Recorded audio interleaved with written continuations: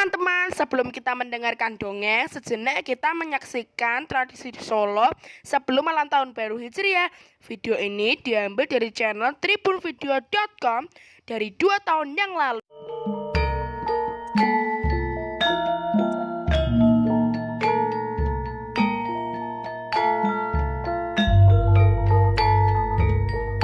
Pada pagi hari ini akan lakukan menjamasi pusaka-pusaka atau tosan aji yang ada di Museum Keris.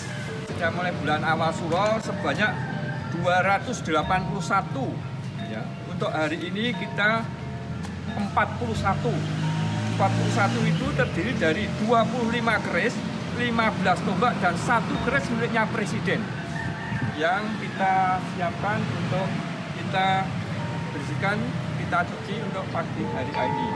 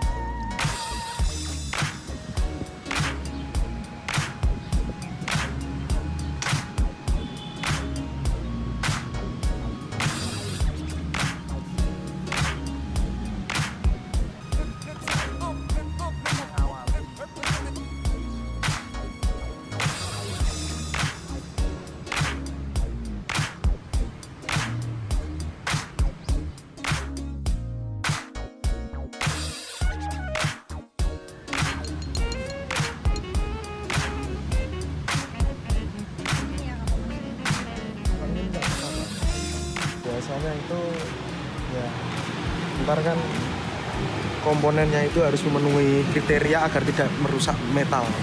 Nah seperti itu. Ntar kadar pH-nya, karena mayoritas koleksi museum terutama metal itu kan paling sensitif dengan reaksi kimia, pertama seperti itu. Setelah dia rata diminyain, mulai kita masuk proses untuk memejet seperti ini.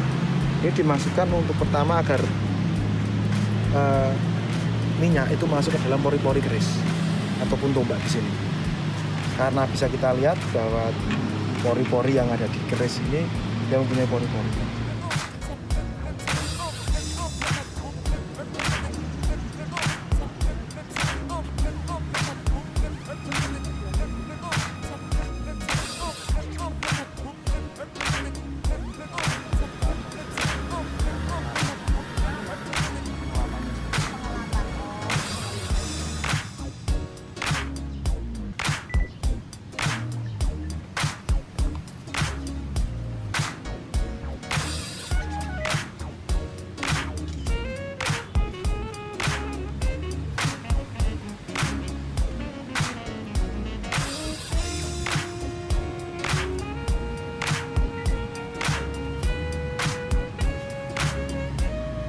Kyai Tengoro Luk 5 Pinekon, semoga negara ini menjadi semakin hebat. Luk 5 dalam konsep NKRI Pancasila, siapa yang punya pusaka ini konon bisa ngayomi Pinekon. Hari ini tetek tatak begini. Nah, itulah salah satu tradisi di negara kita tercinta yang perlu terus dipelihara. Nah, setelah ini kita akan mendengarkan dongeng. Dongeng kali ini diambil dari buku terbitan PT Kanisius berjudul Sang Wanas Magic Knife oleh Edi Supangkat. Suatu hari, ada seorang laki-laki bernama Sang Wanas. Dia seorang pemahat. Pada suatu hari, Dia menebang pohon di hutan. Dia bertemu dengan nenek tua. Nenek itu melihat Sang Wana membawa balok kayu tebangannya itu di pundaknya. Nenek itu rabun. Dia bertanya, Apa yang kamu bawa itu, Nak? "Aku membawa balok kayu, Bu. Aku baru saja menebangnya." Bolehkah aku memiliki itu, Nak? Aku butuh untuk membenahi jembatanku yang sudah reot. Setelah berpikir beberapa saat, dia memberikan balok kayu itu kepada nenek tua itu. Sebenarnya,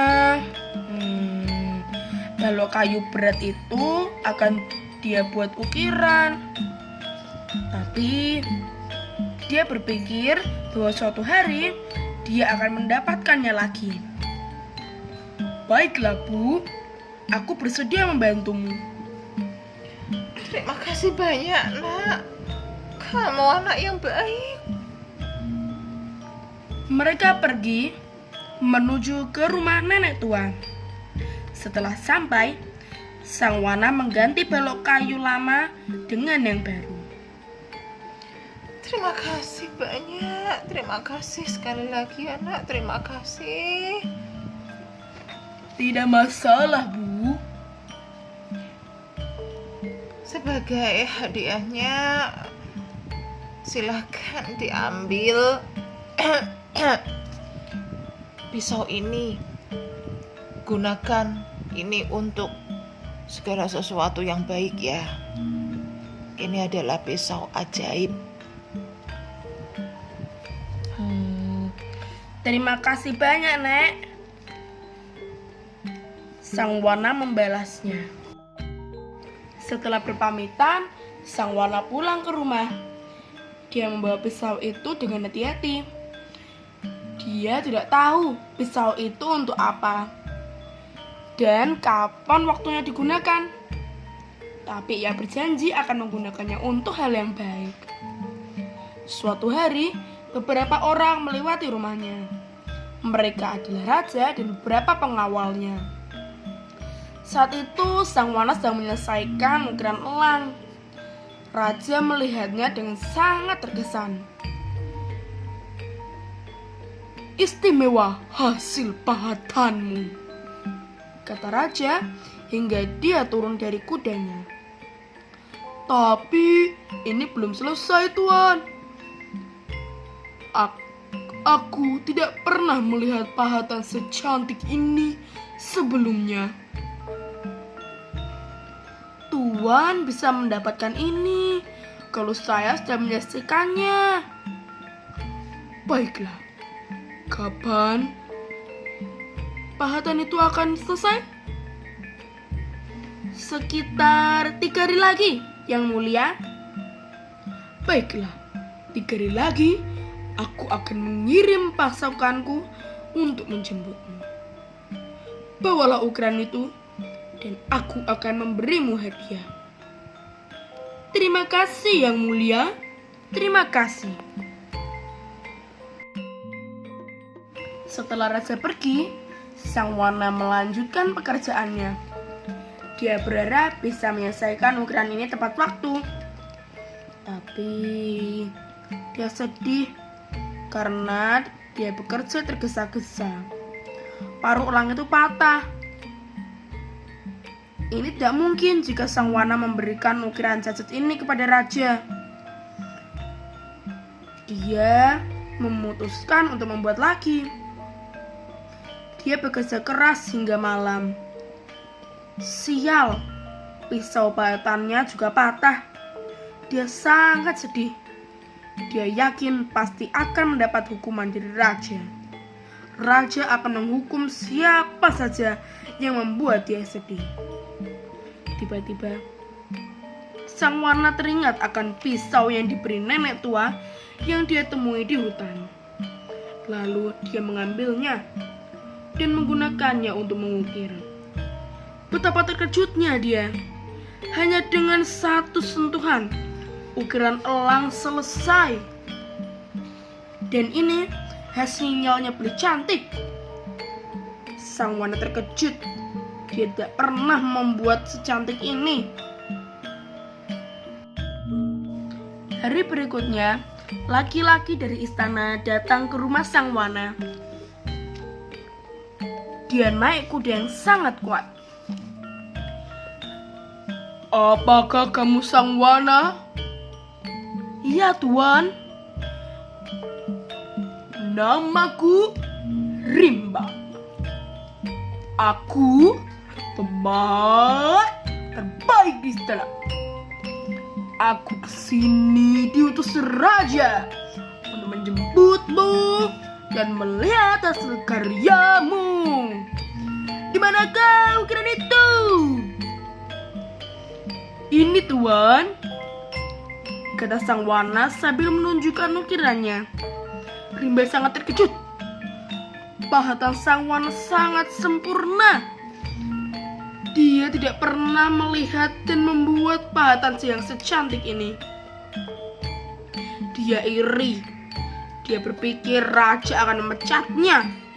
Lalu dia juga berpikir untuk menghancurkan ukiran Sang Wana. Ayo kita ke istana. Berikan ukiran itu padaku, kata Rimba.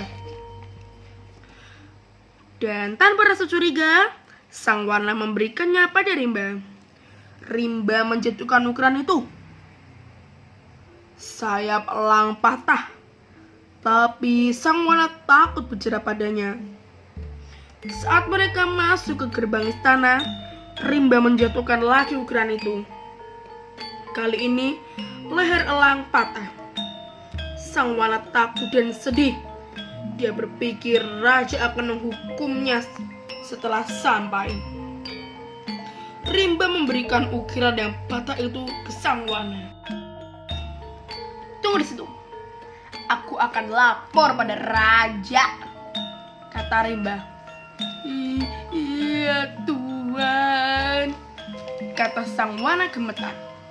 Tiba-tiba ia teringat akan pisau ajaib di pinggangnya. Dia berpikir dia harus menggunakan pisau itu untuk membenahi ukiran yang rusak. Apa yang terjadi ketika Sang Wana menggoreskan pisaunya pada ukiran yang rusak? Wow!